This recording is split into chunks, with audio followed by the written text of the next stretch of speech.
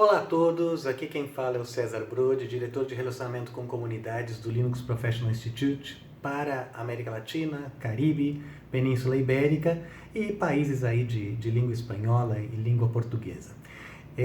Conforme eu prometi num vídeo anterior, eu vou gravar uma série de apresentações e seminários que nós do LPI estaríamos fazendo nos próximos eventos aí pelo Brasil, que foram cancelados ou adiados em função da pandemia do coronavírus.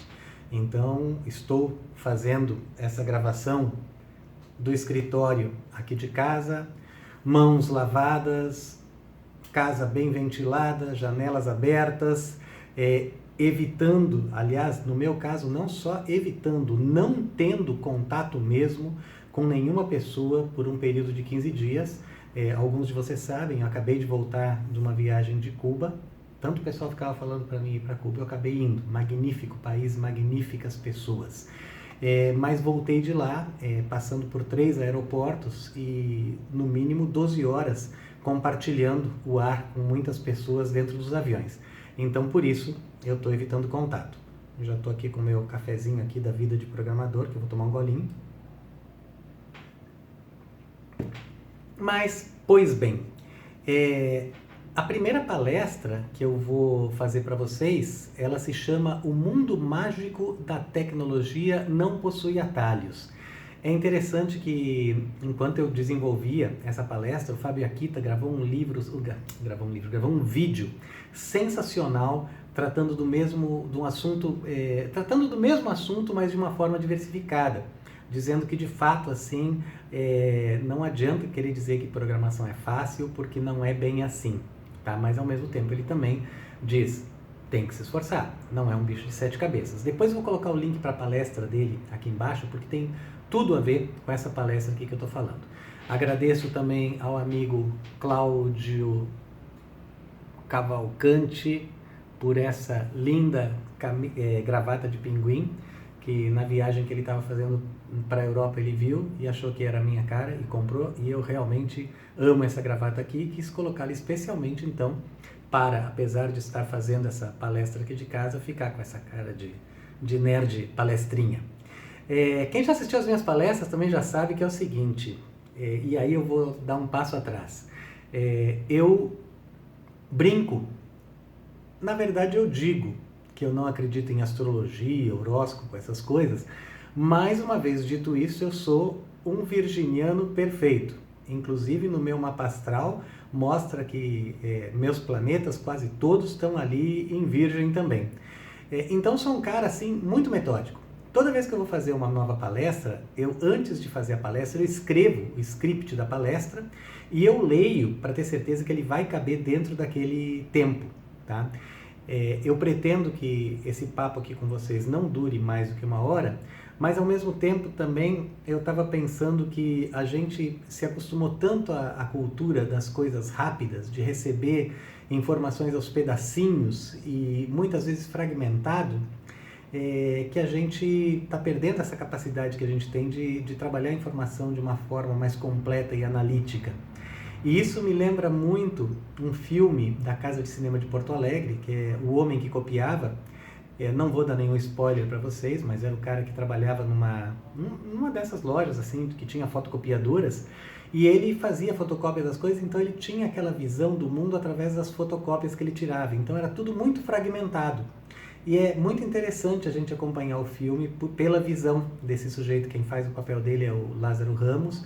Também nesse filme trabalham a Luana Piovani, Leandra Leal e um outro ator que eu gosto muito agora, que eu não me lembro o nome.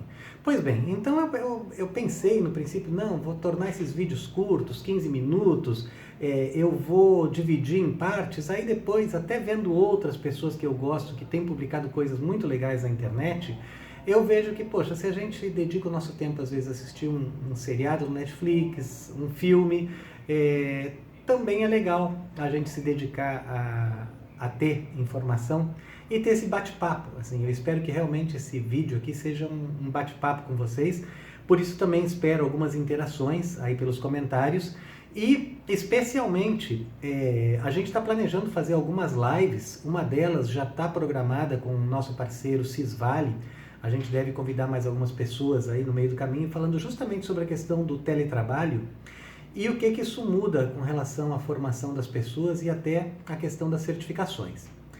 E talvez, já me adiantando um pouco no que eu vou falar adiante na palestra, mas tem uma coisa que eu ressalto sempre.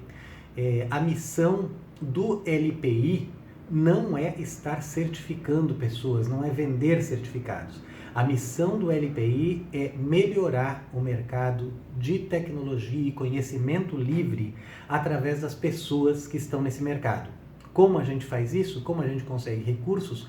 Hoje, única e exclusivamente através da venda das nossas provas de certificações, que são reconhecidamente as melhores no mercado de tecnologias abertas, tá? Já faz tempo a gente não tem mais precisado de doações, a gente não cobra mais uma taxa dos nossos parceiros para que se tornem sócios do LPI. A gente exige sim, claro, alguns compromissos com o Instituto e um número mínimo de aquisição de provas de certificação, que é o que nos sustenta, tá? E a gente se sente muito feliz por esse reconhecimento, mas, de novo, a missão do LPI é melhorar o mercado de tecnologias livres, abertas, de conhecimento livre, através da melhoria das pessoas que estão nesse mercado, ok? A apresentação que eu vou fazer é O Mundo Mágico da Tecnologia Não Possui Atalhos. Voltando um pouco, eu me perco um pouco nos assuntos e é justamente sobre isso que eu ia falar. Quando eu monto os slides para a minha apresentação, eu sempre faço o script dela, como eu já disse antes, só que o que acaba acontecendo ao final é que nenhuma apresentação acaba sendo igual à outra. O trem de pensamentos ele vai mudando de acordo com a interação que eu tenho com a plateia antes de começar a apresentação, mesmo durante. Às vezes é muito comum assim eu encontrar um amigo na plateia e lembrar de alguma coisa que a gente passou junto, então eu vou mencionar aquilo também, tá? Então mesmo quem já assistiu essa palestra não vai ser igual. Quem assistir ela de uma outra vez em algum evento também pode ter certeza que ela vai ser diferente, tá? A gente acostumou a dividir o conhecimento entre as áreas de exatas e humanas. De um lado a gente tem a física, a matemática, a química, do outro a sociologia, a história, a filosofia. E eu cheguei a ser um estudante de filosofia também, e todas as questões filosóficas que foram surgindo, na verdade, é que elas acabaram fazendo com que delas derivassem as ciências exatas, em especial a matemática, a física. E dentro da matemática, a estatística tem nos ajudado muito a compreender o mundo de hoje. Nessa questão aí do que a gente está passando por essa pandemia e a importância da gente ficar em casa para achatar essa equação exponencial que está aumentando aí o número de casos de doentes, é muito importante. De repente a gente vê modelos matemáticos, estatísticos sendo aplicados à área de saúde, e sempre isso usando poder computacional. Então, de novo, fiquem em casa, mantenham-se sãos, esqueçam o que esse louco que está na presidência do Brasil está falando e sigam as orientações das reais autoridades médicas, dos cientistas, e não de gente maluca, ok? Bom, eu me apaixonei desde muito cedo por essa coisa da informática. E a coisa da informática justamente parece que é o que está assim fazendo com que essa linha entre as ciências vá ficando cada vez mais tênue. Para quem gosta de ficção científica, tem a trilogia Fundação do Isaac Asimov, que fala da profissão dos psicohistoriadores, que no fim das contas são gente que estuda fatos históricos associados a questões estatísticas e matemáticas, e aí eles adquirem uma certa habilidade de prever o futuro. É muito interessante, leiam esse livro. Mas eu comecei na área de informática através da eletrônica. Eu me formei técnico em eletrônica pelo Colégio Lavoisier, do Tatuapé, em São Paulo, e era apaixonado por radiotransmissão, recepção de áudio. Até hoje, se vocês forem olhar na página lá, da página da minha empresa, broditech.com, tem uma seção que é só sobre montagem de rádios de galena, tá? Mas eu já estou... como é que é a expressão? Já estou fugindo do assunto, não é essa a intenção. Mas de fato, assim, eu acho que a computação, a informática fazem parte de um mundo relativamente mágico. Há quem diga que tudo que é relacionado à tecnologia da informação não é nem ciência exata, nem ciência humana, são ciências ocultas. Por isso eu vou ilustrar esse nosso bate-papo aqui com a linha da vida de um personagem que eu creio que todos vocês conhecem ou que no mínimo já tenham ouvido falar. Esse bli-bli-bli que está fazendo aí é porque eu lembrei de colocar tudo no silencioso, menos o tablet. Mas acho que daqui a pouco ele para. Bom, o personagem de quem eu queria falar é o Harry Potter. Tá? Quando eu faço essa palestra ao vivo, eu pergunto na plateia quem tem mais de 50 anos, como eu, quem tem entre 40 e 49 anos, quem está entre os 30 e os 39, entre os 20 e os 29, quem tem menos de 20, quem tem menos de 15. E aí eu começo a perguntar para quem, especialmente para aqueles que já estão no mercado de trabalho, quem já trabalha na área de TI e quem quer mudar para a área de TI, ou de TIC, Tecnologia das Informações e Tecnologia da Informação e Comunicação. E aos novos que ainda não trabalham, eu pergunto assim, qual é a ideia, o que eles pretendem fazer na área de Tecnologia da Informação e Comunicação. Então, assim, eu peço até para vocês, para a gente manter esse papo aqui vivo, que vocês respondam aí qual é a idade que vocês têm, ou pelo menos em que faixa etária estão, e o que vocês fazem, o que vocês pretendem fazer na área de Tecnologia da Informação e Comunicação para a gente poder evoluir essa conversa adiante. O Harry Potter. O que aconteceu com o Harry Potter entre os 0 e 11 anos de idade, entre o nascimento e os 11 anos de idade dele? Em 31 de julho de 1980, ele nasce. Logo, em 31 de outubro de 1981, um pouco mais de um ano, ele fica órfão. E em 1985, finalmente, depois de passar só em casa, ele é matriculado numa escola, mas ainda numa escola de trouxas, ou seja, ele não tem contato ainda com os pares dele, com os mágicos. Só em 1º de setembro de 91, quando ele tem 11 anos, é que ele entra para Hogwarts. E aí ele começa a primeira experiência que eu brinco de fazer mob programming, de fazer programação em grupo com a Hermione e com o Ron. Com 13 anos, em 31 de outubro de 1994, o Harry Potter participa do torneio Tribruxo, que aí o alvo Dumbledore fala isso sobre o torneio Tribruxo. A glória eterna. Isto é o que aguarda o estudante que vencer o torneio Tribruxo. Mas para isso, ele precisará sobreviver em 3 tarefas. 3 tarefas extremamente perigosas. Entre os 14 e 15 anos, 9 de novembro de 95, ele passa a integrar o exército de Dumbledore. Isso equivale, se a gente for pensar, talvez ao primeiro projeto que alguém que trabalha na área de TI coloca no GitHub. Em 20 de junho de 96, ele entra na Ordinary Wizarding Level, ou seja, ele adquire uma certificação como se fosse a Linux Essentials. Em 7 de setembro de 1996, ele toma a sua primeira lição com o Dumbledore. É um paralelo que eu traço assim, que é o primeiro encontro que alguém tem com o John Mad Dog Hall, que eu tive a grata oportunidade de ter pessoalmente em 1999. Nos tornamos amigos, muitas histórias aí tenho para contar. Entre os 26 e os 39 anos, então, em 2007, o Harry Potter ele chega a chefe do departamento Auror. Para quem conhece aí da mitologia Harry Potter, sabe o que eu estou falando, senão sempre dá para pesquisar ali na Wikipedia. E em 2020, ele chega a chefe de departamento da Polícia Mágica, ou seja, nesse ano. Considerando uma vida aí cheia de traumas do pequeno órfão Harry Potter, que teve que conviver durante muito tempo com um pedaço da alma cujo nome daquele não pode ser dito, quem será? Será o presidente Biruliro? Não sei, o nome não pode ser dito. Ele ainda assim teve uma carreira meteórica e ele chegou à sua primeira posição de chefia com 26 anos, na qual ficou até os 39 anos. Ou seja,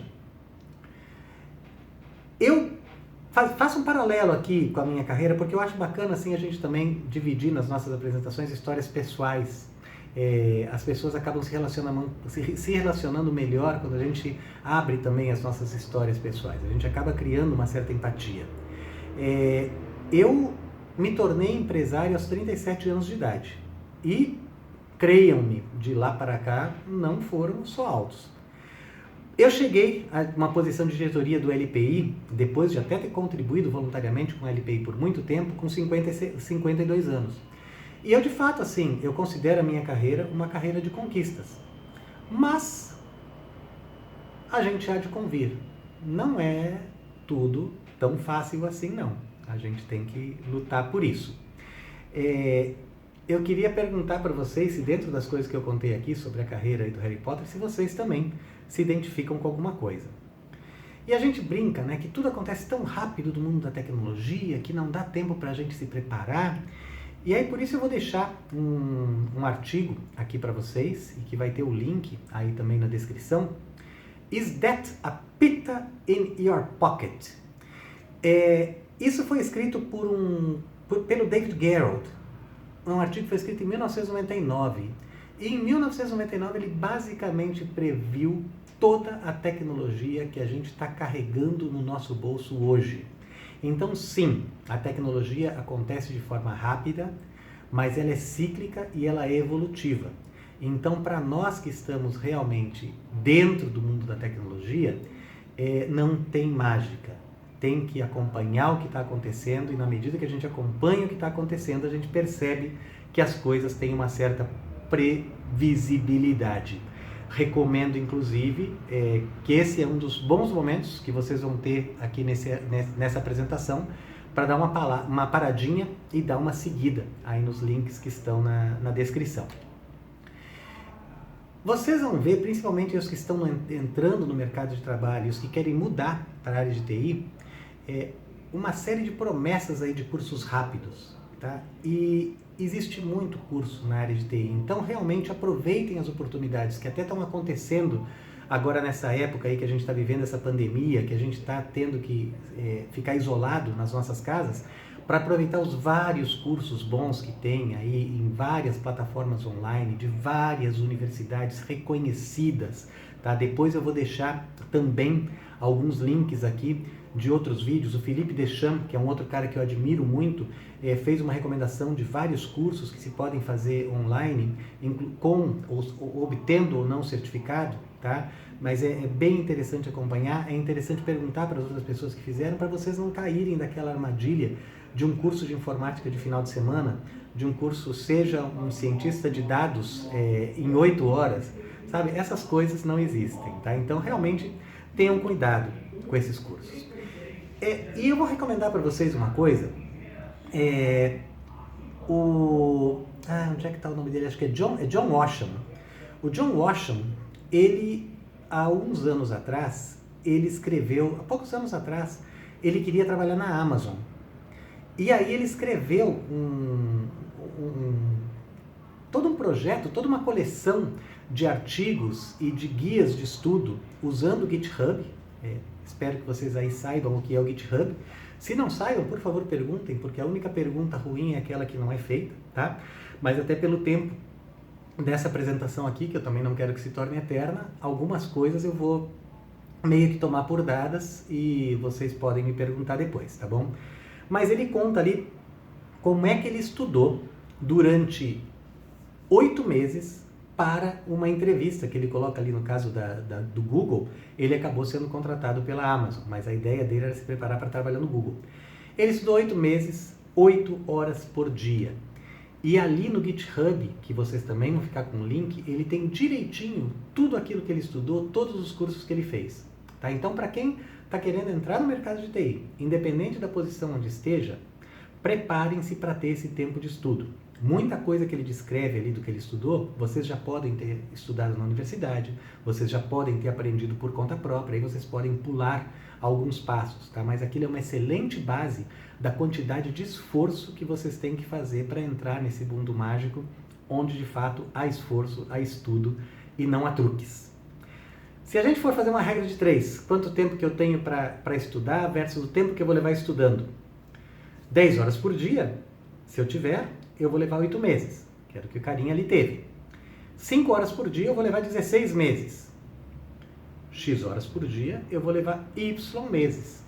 Então, fazendo essa regra de 3, vocês vão conseguir descobrir qual é o tempo que vocês vão levar para conseguir o emprego que vocês querem no Google, na Amazon, na SpaceX, onde vocês quiserem, mas ali vai ter o que vocês vão ter que efetivamente estudar e, claro, fazer alguns ajustes de acordo com aquilo que vocês querem fazer, tá? Para isso eu coloquei, também vai estar aqui no link, uma planilha compartilhada, que é o proditech.com/estudator, onde vocês vão poder colocar quantas horas por dia vocês têm para estudar, e aí quantos meses ou anos vocês terão que estudar para chegar no emprego dos seus sonhos. Agora, não precisa ficar esperando também tanto tempo assim. À medida que vocês forem adquirindo conhecimentos, que vocês conseguirem mostrar esse conhecimento também através de certificações, já vão aplicando a empregos intermediários que podem ajudar vocês com o conhecimento para chegar no emprego que vocês querem. A vida, independente do que a gente quer, ela segue o seu curso. Eu contei para vocês que eu tive um determinado momento que queria trabalhar com áudio. Eu achava, ali no final dos anos 70, começo dos 80, que eu inventaria um negócio que hoje já está inventado, que é o Dolby, ou o THX, tá? Mas na época eu tinha umas ideias que eu seria inventor de uma coisa assim. Isso é outra coisa também. As ideias que estão aí estão no ar. Se tu não realizar essa ideia, alguém vai pegar e realizar. E a melhor forma de realizar uma ideia é contar para todo mundo, é colocar logo de cara no GitHub, tá? Mas assim, pensem que ao se prepararem por um emprego, que é o emprego dos sonhos de vocês hoje, vocês podem muitas vezes construir o que vai ser o emprego dos sonhos de vocês em outro lugar que vocês virão a trabalhar antes, tá? De qualquer forma, tá lá proditech.com/estudator, já tem um monte de links que já estão ali na descrição. Sintam-se à vontade de pausar, dar uma estudada e voltar aqui quando desejarem. Algumas dicas que eu vou dar para vocês. Estudem tecnologias livres, tá? Se vocês forem ver, o mundo finalmente acordou e viu que o excesso de especialização é muito maléfico. Eu tenho uma palestra que eu falo sobre isso, mas a consciência e a cultura DevOps trouxeram de novo de volta esses profissionais capazes de serem, eles não são generalistas, eles são especialistas em muitas coisas, e especialmente especialistas, né? Mas especialmente especialistas em trabalhar com pessoas, métodos ágeis, primeira declaração, pessoas e suas interações são mais importantes do que processos e ferramentas. Tudo que a gente constrói é para melhorar a qualidade de vida das pessoas dentro das suas interações. Se não for assim, a gente está fazendo alguma coisa errada, tá? E tudo que a gente está falando hoje do mundo DevOps, do mundo de desenvolvimento, do mundo de automação, está carregado de tecnologias livres, tá? Então, realmente se preocupe em estudar. E aí, por quê? Vamos falar um pouco do porquê software livre. E por que o Linux Professional Institute preza tanto a questão de trabalhos com software livre. Existe a facilidade de construir em cima daquilo que já existe. Sabe, tu não tem que estar eternamente reinventando as coisas. Vai buscar no GitHub, no GitLab, no SourceForge, no Savannah, em outros repositórios, projetos que tenham alguma similaridade com aquilo que tu quer construir, ou que ao menos possam servir de peças para aquilo que tu quer construir, tá? Não tem necessidade de ficar reinventando, e é sempre muito bom a gente aprender a partir daquilo que os outros já desenvolveram, tá? Eu coloco um exemplo ali na palestra de uma escala geriátrica, para a gente saber como é que as pessoas de idade estão de saúde, tá? Um projeto simples, fácil de acompanhar, mas fácil de acompanhar mesmo para quem não tenha ainda uma habilidade técnica tão grande, mas assim como ele, existem vários outros Quem tiver sugestões, por favor, também coloca aqui nos comentários. Mais segurança também. E aí a gente volta àquela questão de que o Eric Raymond fala na Catedral e no Bazar, dados muitos olhos, todos os problemas aparecem à tona.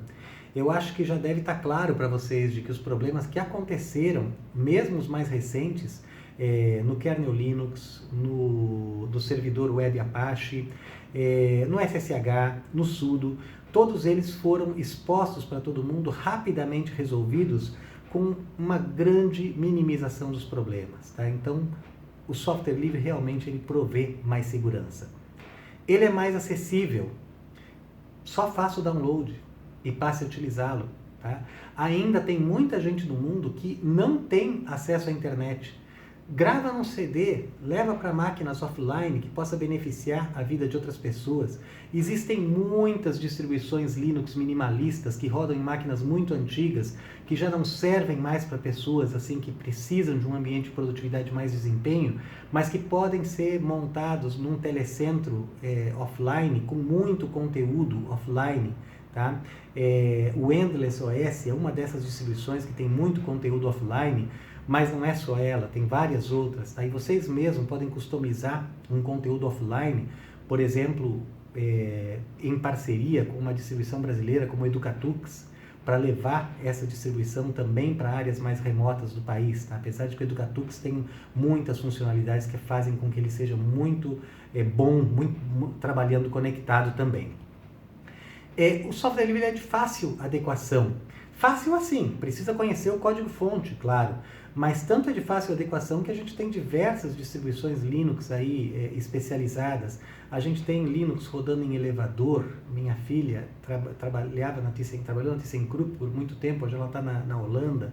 Em máquinas embarcadas para aviônica, que aí é o meu genro que trabalha com isso. Eu coloquei um exemplo ali, que é um projeto coordenado, não sei se ele ainda põe muita mão na massa, mas um cara que muitos de vocês conhecem, que é o Jonathan Simeone, do canal de Linux, que eu recomendo tremendamente, sou um assinante do canal de Linux.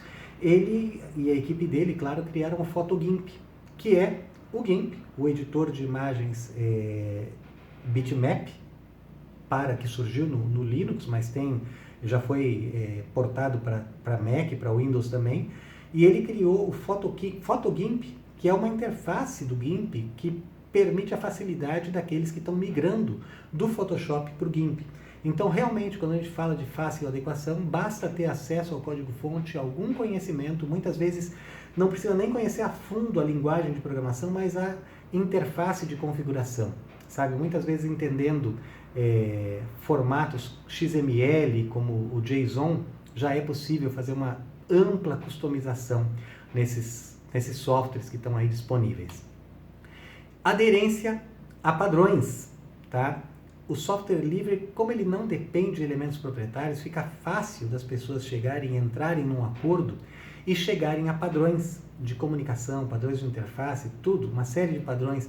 A internet só existe por causa de padrões e o Linux só tomou conta de toda a internet por causa da aderência a padrões, tá?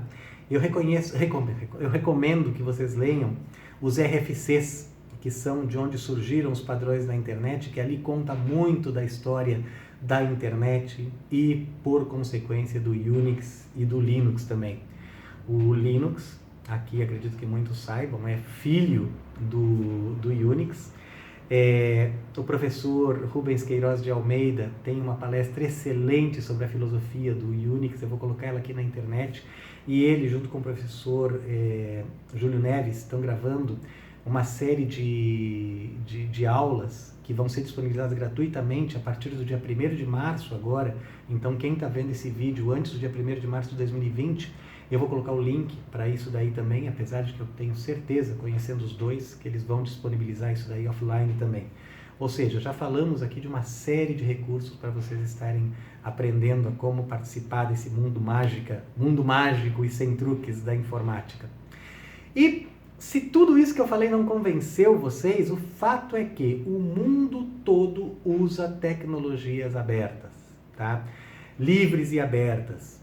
de eletrodomésticos ao projeto SpaceX, lá do Elon Musk, que vai levar o homem a Marte, da internet das coisas à inteligência artificial e a ciência de dados, que está nos ajudando a encontrar respostas a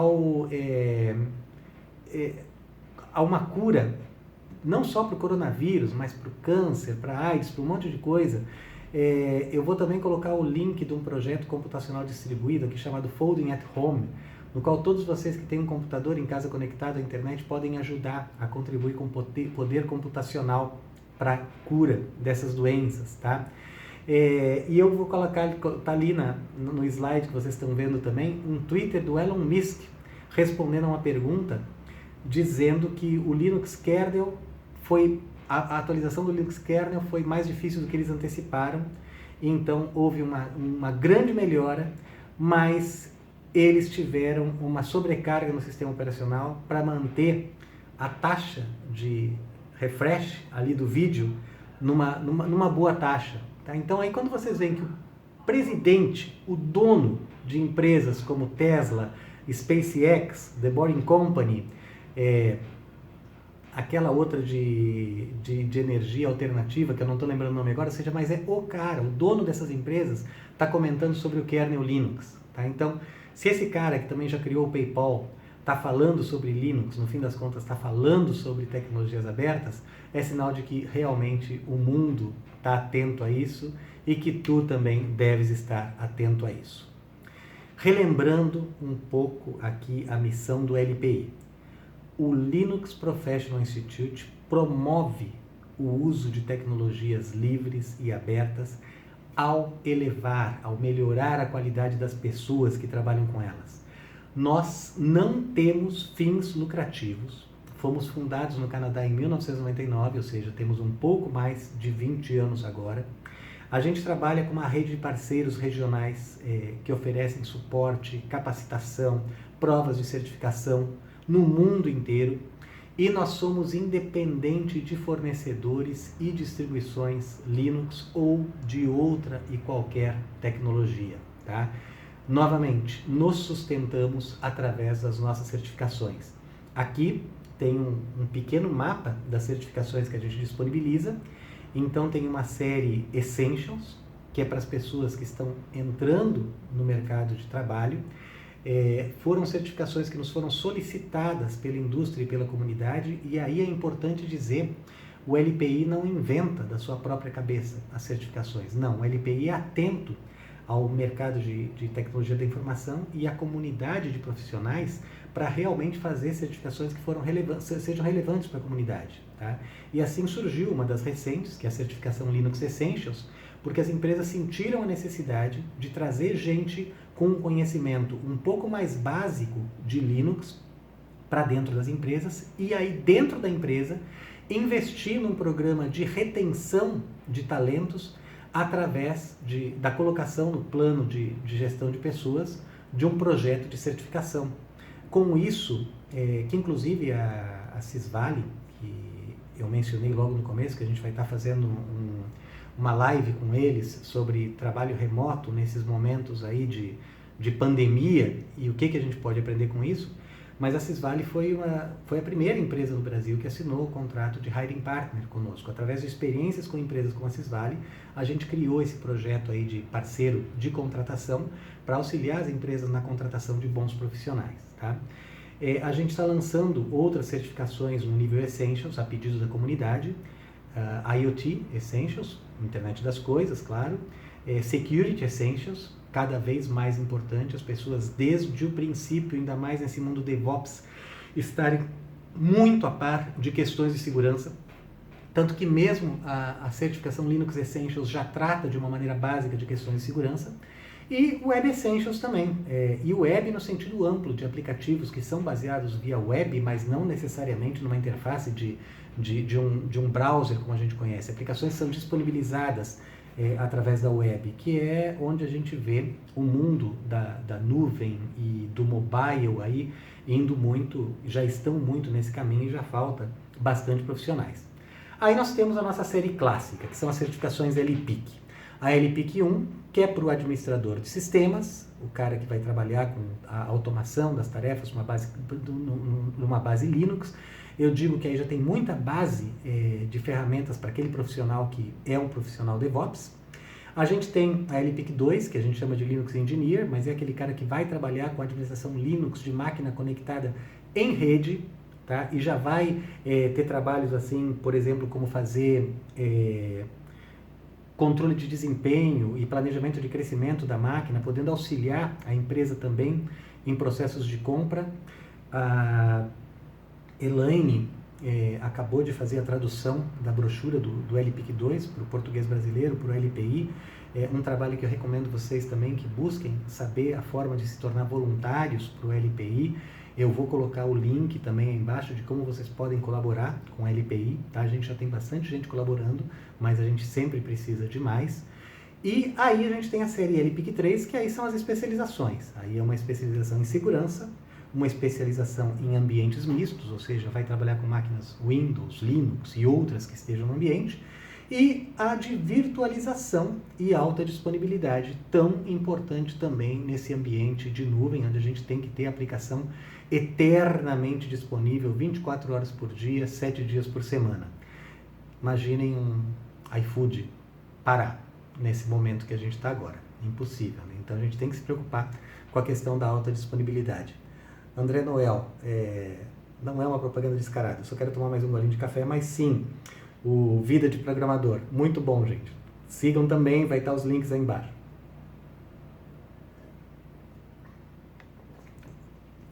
Ainda bem que eu botei nessa canequinha aqui, porque senão já estaria frio o meu café, não estava, quase queimei a língua. E aí, na parte de tecnologias abertas, a gente tem mais 3 certificações. Uma que já está aí no mercado, que é a certificação DevOps, inclusive o pessoal do DevOps Days, que tem muita gente que me ajuda, mas eu vou agradecer aqui na pessoa de uma figura, que é o Gomex, o Rafael Gomes. O Rafael Gomes me ajudou a gente colocar a primeira prova beta de DevOps aqui no Brasil, no DevOps Days em Porto Alegre. Depois, nosso parceiro, a For Linux, também nos deu espaço para que a gente fizesse em São Paulo essa prova. E, ainda que por uma questão de sigilo, eu não tenho os resultados, a não ser de forma estatística das provas, eu posso dizer que o desempenho dos brasileiros nessa prova DevOps Tools foi espetacular, tá? Vou parar por aí. É uma prova que também veio da comunidade, porque o que é que o pessoal nos dizia? Já existia muita formação e capacitação na questão de cultura e atitudes voltadas ao mundo ágil, mas estava difícil de chegar e contratar um profissional DevOps que já conhecesse o arsenal, conhecesse o cinto de utilidades, de ferramentas DevOps. Então, a gente criou essa certificação, que é o DevOps Tools Engineer. A Gabriela Dias nos ajudou muito com a confecção dessa certificação, junto com mais gente da For Linux. Na época ela trabalhava lá na For Linux também. Tem nos ajudado muito assim, na questão de dar importância para essa certificação. Então é bom que vocês falem assim, com pessoas do mercado da importância das nossas certificações, porque certamente essas pessoas sim é que fazem o LPI seguir adiante e continuar vivendo a sua missão. Além da certificação, então, em ferramentas DevOps, a gente tem a BSD Specialist. Quem conhece a linha da Berkeley Software Division, FreeBSD, Berkeley Software Distribution, FreeBSD, OpenBSD, NetBSD, agora eles abdicaram de ter as suas próprias certificações e estão trabalhando em conjunto com o LPI, tá? Justamente pelo LPI ter se tornado tão bom nessa questão aí das certificações. E a outra certificação que está para sair também é a BOSS, Business of Open Source. Cada vez mais as pessoas estão contratando e adquirindo e desenvolvendo soluções com base em tecnologias livres. É importante conhecer como é que funcionam essas licenças, como é que é feita uma contratação de serviços e produtos onde a licença não fecha o software, mas permite que mais gente continue utilizando, como é que se tratam questões de privacidade e segurança. Então essa se chama apropriadamente BOSS, porque é uma certificação voltada aos CIOs e CEOs de empresa, mas também a consultores que ajudam essas empresas na aquisição de tecnologias, tá? Fiquem atentos, a gente tem sempre novidades com relação a essas certificações e não é nesse período aí de pandemia que a gente vai deixar de trabalhar, muito pelo contrário. A gente está trabalhando muito mais aí das nossas casas para manter esse conteúdo todo vivo para vocês do que indo e participando de eventos. A gente está descobrindo também, apesar de que muitos de nós já têm essa coisa de trabalhar remotamente, a nossa equipe é muito pequena, são cerca de 30 pessoas no mundo inteiro, tá? Então a gente tem que trabalhar remotamente. Mas agora é trabalhar remotamente até num outro cenário de trabalho remoto. Poxa, eu estava em pelo menos 2 eventos por mês. Eu não sei quando eu vou voltar a participar de eventos. Então, por isso eu quero continuar essa interação aí com a nossa comunidade e por isso realmente conto com os comentários de vocês dizendo como é que a gente pode melhorar. Temos quase 700 mil exames já entregues, 175 mil, hoje um número um pouco maior de profissionais certificados, então vocês veem que nem todo mundo que faz a prova passa no exame. A nossa prova é reconhecidamente difícil, mas a gente percebe assim, para aqueles que começam na Essentials, a nossa prova mais popular, as nossas provas mais populares são as que garantem a certificação LPI nível 1, a prova 101 e a prova 102, daquele administrador de sistemas Linux. Mas a gente já viu que quem faz a prova Linux Essentials parece que ganha mais tranquilidade para seguir depois da carreira no LPIC 1, LPIC 2. Então, se tu vais fazer a tua primeira prova de certificação, eu recomendo que, mesmo que tu tenhas o conhecimento, procures fazer a prova Linux Essentials, tá? Aguardem também notícias, a gente sabe que os centros da Pearsonville estão fechados em função do coronavírus. Nós temos uma página, lpi.org/coronavírus, onde a gente está dando algumas informações, já estamos estendendo os prazos de validade das certificações em função disso, tá bom? Entrem em contato com a gente se tiverem mais dúvidas, a gente está procurando responder a todos o mais rápido possível. Eu peço muitas vezes a paciência de vocês de uma maneira geral, porque nós somos poucos, nós recebemos muitos e-mails, a gente responde a todos, mas às vezes a gente pode demorar. Agora, viajando menos, talvez a gente demore menos também, mas ainda assim eu estou com um backlog bem grande, mas vou responder a todos. E se eu demoro a responder, faz aquele forward de novo para mim, para a tua mensagem aparecer lá no topo do meu inbox de novo, que eu procuro trabalhar com inbox zero, não é fácil, mas eu vou responder a tua mensagem, ok? A gente tem, durante bastante tempo, nós só confiávamos, nós ainda confiamos, claro, nos conteúdos disponibilizados pelos nossos parceiros. Tá? A gente só escrevia os tópicos para que as pessoas pudessem estudar, para passar nas provas de certificações, mas nós mesmos não desenvolvíamos conteúdo.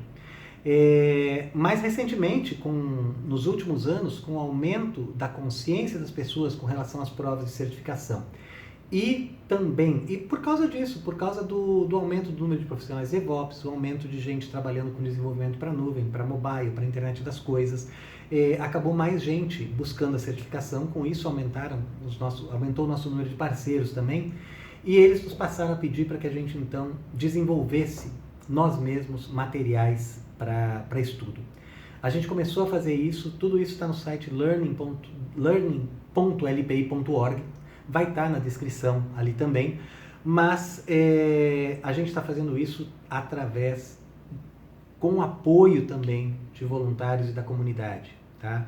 Então, mas há sim, há pessoas que vão avançando aí, digamos, no funil de colaboração do LPI, que acabam virando pessoas remuneradas para estar desenvolvendo, traduzindo, revisando conteúdo no LPI. Mas começa sempre com o voluntariado, tá? Se eu lembrar da minha própria história, desde 2000, quando o LPI começou, nas primeiras provas que foram aplicadas no Brasil, eu era proctor, na época pela For Linux, para estar presente nos lugares onde a gente fazia as provas e também ajudando a divulgar o LPI, especialmente com, hoje, o presidente do nosso conselho, o John Mad Dog Hall. Tá? Então, um caminho assim e não só para entrar no LPI, não, para entrar em qualquer projeto da área de tecnologia da informação, é através do trabalho voluntário em projetos que tu gostes de te envolver. Tá? Então, realmente, procura o que tem de interessante, GitHub, GitLab. Se tu ainda não está preparado para programar alguma coisa, vê se tu pode ajudar como testador, como tradutor da interface. Tá? Tem muita coisa que dá para fazer como voluntário para aumentar o teu portfólio e fazer com que tu sejas uma pessoa interessante para o mercado de trabalho. Tá? Mantém teu LinkedIn e as tuas contribuições em projetos sempre atualizadas, seja GitHub, seja GitLab, seja SourceForge, seja o que for, mas o importante é manter esse portfólio de colaboração com a comunidade. Tudo isso ajuda na hora de conseguir um emprego ou melhorar tua posição dentro do teu emprego ou conseguir, claro, um emprego melhor. Muitas vezes me fazem uma pergunta nos eventos que eu participo. Tá, eu quero entrar no mundo de TI. Eu preciso saber programar? Pausa nervosa. A resposta rápida é sim. De uma maneira geral, sim. Eu sou um programador medíocre. Por alguma razão, eu nunca tive o talento de um Pablo D'Alolio, de um Wilson Gardner, de um Denison Leal, de um Gabriel novinho, esqueci o sobrenome do Gabriel agora, mas muita gente assim, já estou cometendo um deslize em mencionar só algumas pessoas que são programadores brilhantes, que desenvolvem uma ideia na cabeça e parece que aquela ideia já sai no formato de um código brilhante, excelente. Eu não sou esse tipo de programador. Eu tenho uma qualidade com relação à programação. Eu sou muito bom em descobrir problema no código dos outros. Tá? Talvez eu tenha ficado mais atento a isso até com minhas experiências com o grande Fábio Vibelin, o famoso Vibelindo, que a gente fazia pair programming, programando alguma coisa em Shell, e o Fábio chegar e ver que faltou algum ponto e vírgula, alguma coisa assim. Bom, mas enfim, precisa sim saber programar. Pode ser que tu te descubras, como eu, um programador medíocre, mas que junto com outro programador vai fazer um bom par. Junto com o mob programming vai ter boas ideias. Tá? Então é importante sim aprender a programar. Para quem vai entrar nesse mundo DevOps aí, eu recomendo de novo que a programação em Shell, que eu cubro inclusive tocando a superfície nos workshops que eu ministro de Linux Essentials, é um lugar tão bom para começar e vale muito a pena, porque com a programação em Shell tu já vai aprender a automatizar uma série de coisas na tua própria máquina, que depois, quando tu for para a tua empresa, tu vai poder levar isso adiante, tá? E, de novo, professor Rubens Queiroz, professor Júlio Neves, tem muito material bacana sobre isso. Tem um livro lindo do Aurélio Marinho Jargas também sobre Shell. Eu vou colocar o link para tudo isso aí, tá? Mas sim, a resposta é sim. Vocês terão que saber programar, tá? Se vão se tornar excelentes programadores aí como um Pablo D'Alolio, aí vai depender de vocês, vai depender também de talento. Eu sei que não existe essa coisa assim de só estudar, não. A cabeça da gente ela é formada de várias maneiras, tá? Então, Eric Raymond fala muito disso sobre como tornar-se um hacker, tá? Outra hora talvez eu fale um pouco mais sobre isso, mas desenvolver múltiplos talentos ajuda a que a pessoa se torne um melhor programador. E muitas empresas, aqui eu coloquei um slide da Disney, tá? Muitas empresas estão percebendo essa necessidade que existe de mudar, de trazer mais pessoas para o mundo da programação e estão fazendo iniciativas para trazer as pessoas para o mundo da programação. Então não fiquem alheios a essas iniciativas, tá? Não... Sabe, é uma coisa assim, eu sei que é uma analogia meio simplista demais, talvez até oportunista, mas não espera o coronavírus te pegar. Te protege e especialmente protege todo mundo a mais, tá? Comentei com vocês que eu estou aqui no meu isolamento, não é por mim, é pelos outros. eu respirei mais de 12 horas de ar junto com um monte de gente de vários lugares do mundo, eu não quero colocar em risco as pessoas que estão sendo obrigadas a estar na rua agora, trabalhando.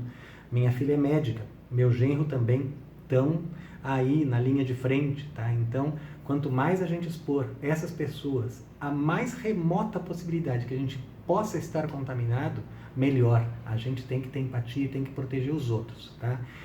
A questão da programação, então. Não espera, sabe? Vai ser necessário, sim, para cada vez mais pessoas conhecer programação.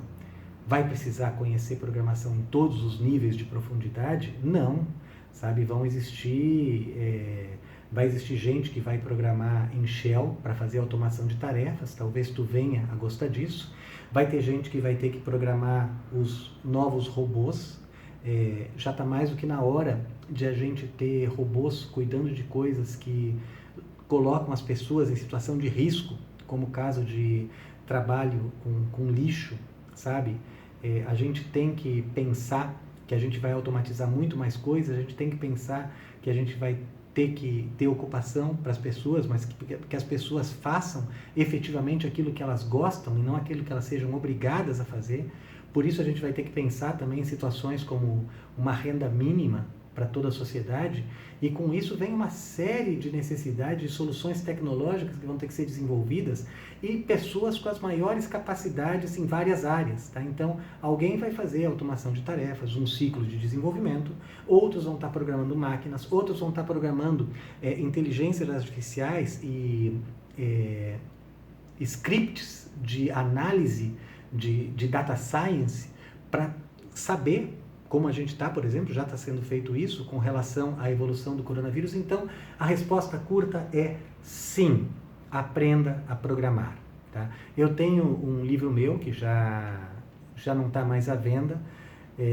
Tem um grupo em Foz do Iguaçu que está atualizando e colocando esse material online. Até eu deveria ter falado com eles na última Latinoair, mas não pude ir porque eu tive que participar.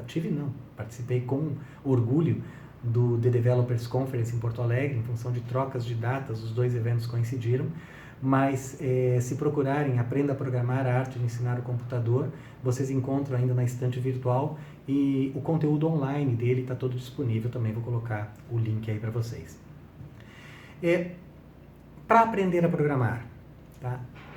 O conhecimento de tecnologia, ele é cumulativo.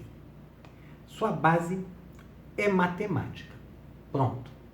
Tudo que tu aprendeu antes não vai ser desperdiçado. Lógica é a base de toda a programação. Acabei de lembrar, tem uma apostila fornecida pelo pessoal da Unicamp sobre lógica de programação, mas certamente tem muito vídeo, muita coisa sobre lógica de programação. É muito importante aprender essa questão de lógica de programação e pensamento computacional. Tá? Existe uma discussão assim, se hoje, já que a gente tem o computador tão à nossa frente, se a gente deve forçar na parte da teoria do pensamento computacional ou não, ou se as pessoas já devem logo meter a mão na massa. Eu tenho minhas dúvidas, eu realmente não tenho uma opinião formada a respeito. Nesse livro que eu escrevi, eu comecei com a programação no papel, para depois evoluir para outras formas de programação. Eu acho a programação narrativa importante antes da gente chegar no computador, tá? Porque nós somos muito mais inteligentes que o computador. Então a gente tem que pensar à frente daquilo que o computador pode realizar, até para a gente continuar sempre evoluindo o computador. Tá? Mas então aprenda a lógica de programação, escolha uma linguagem de programação. Falei de Shell, nesse livro que eu escrevi eu trabalho com Python, sabe? Conversem com as pessoas que estão ao redor de vocês, vejam os projetos que eu mencionei, de vocês procurarem no GitHub, GitLab, um projeto que vocês gostem, tá? Vejam qual é a linguagem desse projeto e aí talvez comecem a aprender essa linguagem para esse projeto. Junto com a aprendizagem dessa linguagem, já que obrigatoriamente vocês estarão usando termos em inglês, os comandos de todas as linguagens são em inglês, questionem o que quiserem, a questão do imperialismo, ou seja lá o que for, mas é assim, tudo surge em inglês primeiro, então aproveitem também para aprender inglês ao mesmo tempo, caso não saibam. É muito produtivo. Se a gente vai trabalhando mais habilidades no nosso cérebro, claro, tem um limite, não vão querer aprender 4 linguagens de programação e 5 linguagens humanas diferentes ao mesmo tempo. Não, comecem com uma linguagem de programação e aprendam inglês, tá? Vocês vão ver que uma coisa vai ajudar a outra. Começa já a programar com uma IDE moderna, Integrated Development Environment. Escolham uma, conversem com as pessoas, mas não vou deixar vocês sem nenhuma sugestão. Deem uma olhada no Jupyter Network, Jupyter Notebook, eu vou colocar também o link aqui para vocês, tá? Também, para facilitar essa busca por projetos, eu coloquei aqui uns slides onde tem o Octoverse do GitHub, que fala o status do desenvolvimento de softwares no GitHub e quais são os projetos que estão em maior tendência lá. Vale a pena olhar isso daí, tá bom? Pois bem, finalizando, então, deu para ver. É muito bacana, é muito mágico mesmo esse nosso mundo. A gente precisa absurdamente de mais gente. Há uma certa ilusão, muitas vezes, daqueles que estão no mercado de trabalho e que são mal remunerados e que não conseguem o emprego que querem, mas existe um degrau mínimo aí, que se salta esse degrau, e aí tu começas a adquirir conhecimento. Vou dar alguns tipos de conhecimento aqui, tá? Essa lista não é limitada, mas DevOps, Internet das Coisas, Data Science, Segurança, Robótica, sabe? Por aí vai. Se vocês começam a se aprimorar mais nessas coisas, o mundo se abre de uma forma incrível, os salários são muito maiores também, e a possibilidade de teletrabalho, ou a possibilidade de escolher o lugar que trabalha em qualquer lugar do mundo é muito grande. Também vou colocar um link de uma pesquisa da Pearsonville sobre o status da certificação no mundo, não é só a LPI, tá?